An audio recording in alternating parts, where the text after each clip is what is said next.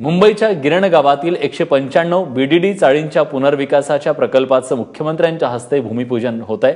पुनर्विकासामुळे 160 चौरस फुटात राहणाऱ्या बीडीडी चाळीकरांना आता 500 चौरस फुटांची घरे मिळणार आहेत। गेली अनेक वर्ष रखडलेल्या या पुनर्विकास प्रकल्पाला मुख्यमंत्री देवेंद्र फडणवीस यांनी अवघ्या 2.5 वर्षात हिरवा झेंडा दाखवला। असं असलं तरी काही संघटनांचा याला विरोध आहे, त्यामुळे हा विरोध पाहता आजच्या कार्यक्रमात पोलिसांचा कडक बंदोबस्त आहे।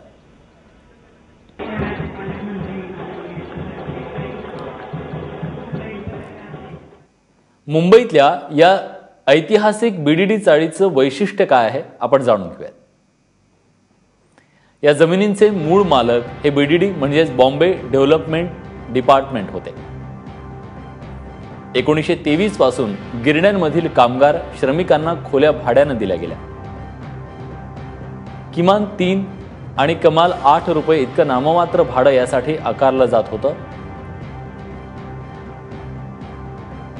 स्वातंत्र्यानंतर या चाळींची देखभाल सार्वजनिक बांधकाम विभागाकडे देण्यात आली।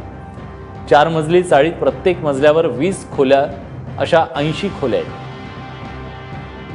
या चाळींच्या पुनर्विकासात म्हाडाला नोडल एजन्सी म्हणून नेमण्यात आलं आणि बीडीडी चाळीतल्या ह्या सगळ्या ज्या इमारती आहेत त्या आता पाडून त्या ठिकाणी नव्या इमारती उभारल्या जाणार आहेत।